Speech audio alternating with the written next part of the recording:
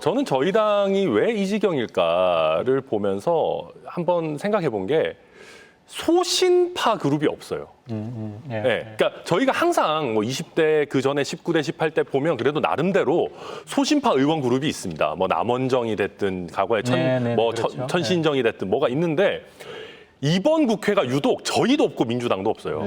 진짜 그렇지 않습니까? 민주당도 과거에 그 4.7 제복을 쥐고 초선 의원 5분이 뭐 조국 사태에 대해서 반성한다라고 얘기했다가 엄청 당내에서 두드려 맞고 문자 폭탄 받은 다음에 사과를 한 걸 다시 사과하는 뭐 우스꽝스러운 일이 있었고 저희 당도 어찌 보면 수도권에서 완전히 참패를 하다 보니까 중도 확장적인 스탠스가 필요한 의원들이 당내 거의 없어요. 그러니까 오히려 초재선들이 더 뭐 전체주의적인 움직임을 보이고 이러는데 결국 이런 것들을 보면 아니 현재가 좀 이상하더라도 정치를 보면서 이 사람들이 그래도 주류가 됐을 때는 우리 정치의 미래는 밝겠구나라고 하는 게 있어야지 국민들이 그래도 기대를 갖고 정치 뉴스를 보실 텐데 요새는 저희도 그렇고 민주당도 그렇고 별로 그런 게 잘 안 보이는 것 같습니다. 최근에 뭐 국민의힘 사태를 보면서 중진 소신파가 새로 생기셨더라고요. 그러니까요. 초선들이 그런 이야기를 좀 해주시죠. 최신 얘기를 좀 해야 되는데 중진 소신파. 중진들이 이 문제와 관련해서 합리적인 이야기들을 하고 있고 오히려 윤핵관 호소인과 윤핵관 호소인에 들어가고 싶어하는 초재선들은 굉장히 과격하고 어떻게 보면 합리적인 토론이 불가능한 얘기들을 하고 계셔서 윤핵관도 아니고 윤핵관 호소인에 들어가려고 하는 거는 굉장히 비참한 얘기입니다.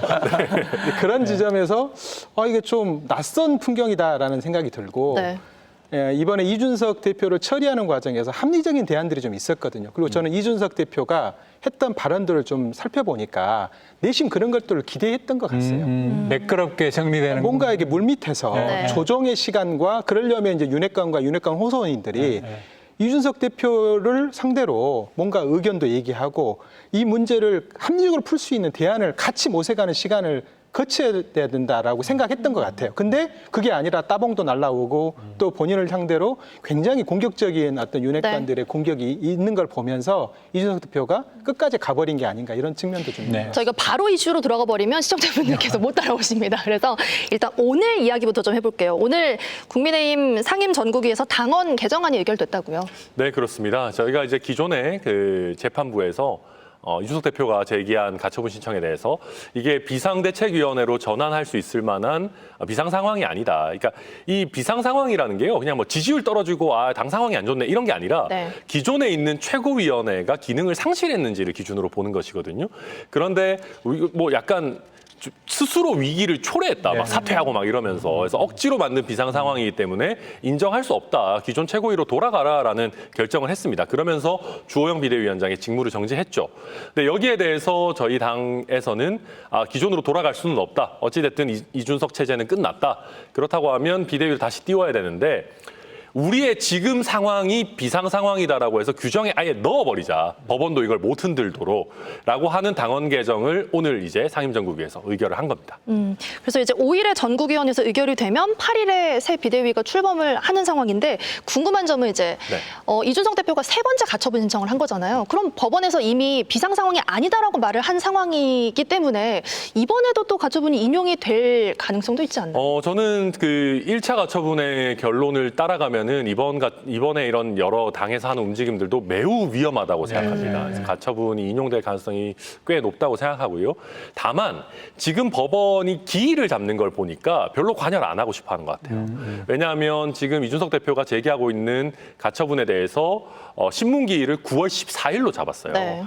근데 그때가 되면은 이미 비대위가 출범했을 때거든요. 그렇다고 하는 거는 법원에서 이 정당이 하고 있는 개별 과정들에 대해서 우리가 직접 손대지 않겠다라는 의도인 것 같고 그렇게 되면 결과적으로는 이준석 대표가 이번에 제기한 가처분은 각하될 수도 있습니다. 대신에 비대위가 공식적으로 출범해서 2기 비대위원장이 선임되고 나면 거기에 대해서 본격적인 직무집행정지 가처분이 들어올 거고 그거를 법원은 다룰 가능성이 높아졌다. 저는 뭐 그렇게 봅니다.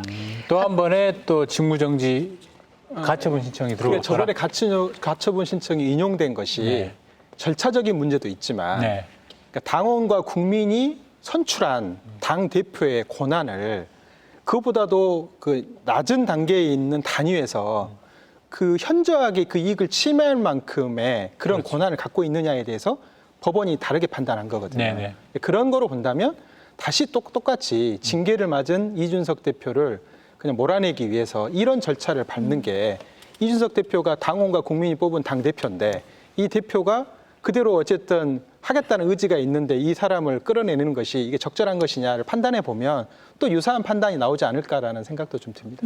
그래서 이제 내부에서 반대 의견들도 꽤 있잖아요. 많죠. 네, 그러면 이제 국민의힘 입장에서는 플랜 B가 있습니까? 있어야 되는데 네. 잘 모르겠어요. 것 같지가 않습니다. 왜냐하면은 저도 1차 가처분 결과 나오고 나서 제일 놀랬던 게 아니 가처분이라는 게 이준석 대표가 이길 수도 있는 거잖아요. 인용될 네. 수도 있는데 인용됐을 때에 대한 플랜 B가 너무 없더라고요. 그래서 아니 저는 그래서 저희 당이 그래도 좀 좋은 이미지로 갖고 있는 게 법치랑 네. 좀 전문가스러운 유능함 같은 건데 아니 이걸 플랜 B를 안 갖고 있고 이렇게 허둥지둥하고 막 갑자기 이상하게 판사 공격하고 뭐 심지어는 저희 지역에 있는 판사님이 뭐 순고를 나왔다는 뭐 예. 이딴 소리를 하고 그래서 제가 보면서 왜 이러나 싶었는데 이번에는 그래도 뭐 한 번 교훈이 있었기 때문에 나름대로 플랜 B를 만들어 놓지 않을까 기대는 하는데 이 플랜 B라는 게 결국은 원칙으로 돌아가는 것밖에 없어요. 근데 원칙으로 돌아간다라는 거는 이준석 대표의 임기가 남아있다라는 걸 인정하는 데서 시작하는 건데 그걸 저희 당 주류가 할지는 저도 잘 모르겠습니다. 원칙으로 돌아간다 하시면 사실 그 앞서 말씀하셨던 뭐 당원 당규 개정안이랑 이런 부분을 소급 적용하는 부분은 문제가 없는 그거 당연히 건가요? 문제죠. 네, 그러니까 이게 저는 우리 당 의원분들이 아니 국회에서 입법을 하시는 분들이 이래도 되나 싶은 생각이 많이 들어요. 그러니까 규칙을 만들 때 가장 중요한 거는 그런 거잖아요. 상황이나 사람에 짜맞춰서 규칙을 만들면 안 되는 거잖아요. 근데 이미 상황은 다 벌어졌고 우리 이준석 대표 체제 끝내고 싶은데 거기에 짜맞춰가지고 지금 규칙을 만들고 있는 거 아니겠습니까? 이걸 어려운 말로 뭐 소급 입법이니 뭐니 얘기를 하지만은 굉장히 기본적인 건데 왜들 이러시나 좀 이성을 찾으셨으면 좋겠다 생각합니다. 그 플랜 B는 마련돼 있는 것 같습니다. 이제 그게 어떤 거죠? 뭐냐면 또 제명 말씀하시는 거 제명을 아니에요? 할 것 같습니다. 추가 징계를 하고 네. 왜냐하면 당에서 두 번에 걸쳐서 비상 상황, 초 비상 상황이라고 의결을 했는데 네, 네. 그거에 승복하지 않고 당원으로서의 의무를 다하지 않는다라는 어떤 명분을 만들어서 추가 징계를 하고 제명을 의결하는 그런 방식까지도 염두에 놓고 있는 게 아닌가 그런 생각입니다. 제가 너무 앞서 나가는 것 같지만 제명이 플랜 B라면은 플랜 C가 필요합니다. 왜냐하면 제명은 가처분하면 저는 이준석 대표 무조건 이길 거라고 봐요. 네. 왜 그러냐면 지금 이준석 대표가 이길 수밖에 없게 만들어놨어요. 의원총회에서 이준석 제명해야 된다라고 결의를 했잖아요. 네. 윤리위에서 그걸 호응해서 의원총회에 그걸 존중하겠다 그랬잖아요. 그럼 이거 정치적으로 짜맞춰 놓고 윤리위 결정하겠다라는 게 너무 눈에 보이잖아요. 이건 재판부가 봐도 뻔하잖아요. 저도 회사 내에서 징계받은 분들 소송 이런 거 대리도 하고 그러는데 재판부에서 제일 안 좋게 보는 게 그러니까 그냥 허울뿐인 사유를 만들어 놓고 실제로는 경영진이 이 사람 싫어해가지고 징계하는 거예요. 다른 이유로. 네, 다른 이유로. 그러니까 그런 거 되게 싫어하는데 그걸 지금 다 만들어 놔가지고 만약에 제명이 플랜 B라면은 플랜 C, D도 필요할 것 같습니다. 추가 징계는 당연히 징계 수위가 높아질 수밖에 없는 거죠. 그걸 제명이라는 거예요. 그러니까 저희 규정상 그렇게 되어 있어요. 네. 자, 좋습니다. 이제 지금까지 천 의원께서 이제 해법을 나름대로 그래도 이야기를 하셨거든요. 국민의힘 이제 남의 집이긴 하지만 그래도 어떻게 하면 이제 해결이 될까요? 왜냐하면 여당이 이렇게 이제 집안 싸움 그만하고 이제 민생 좀 어떻게 좀 더 챙겨야 되지 않겠습니까? 어떻게 해야 될까요? 어제 이제 여론조사 하나를 보니까 이준석 대표가 다시 복귀해야 된다는 여론이 거의 50%에 가깝고 네. 그러니까 그 말은 지금 한 32% 정도의 강력한 이 분들은 이준석을 몰아내더라도 이준석이 다시 당대표로 오는 거에 대해서 반대하고 있는데 네.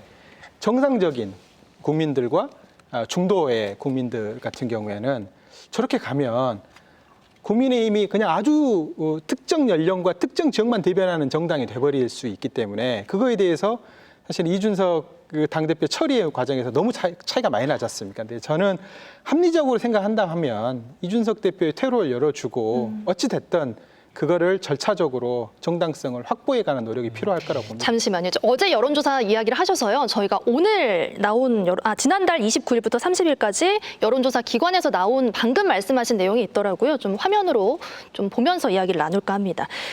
국민 1,500명을 대상으로 국민의힘 정상화 선제 조건을 좀 물어봤습니다. 윤핵관이 자숙하고 조용히 물러나야 한다가 33.6%였고요. 제일 많네요. 이준석과 윤핵관 모두 물러나야 한다 28.1%. 22%, 이준석은 자숙하고 조용히 물러나야 한다. 22.5% 이렇게 이게 가장 최근 통계더라고요. 네. 어떻게 보세요? 네, 일단 그 윤핵관이라고 하는 분들에 대해서는 우리 국민들의 감정이 안 좋은 것 같습니다. 사실은 우리 국민들이 호가호위하는 거 되게 싫어해요.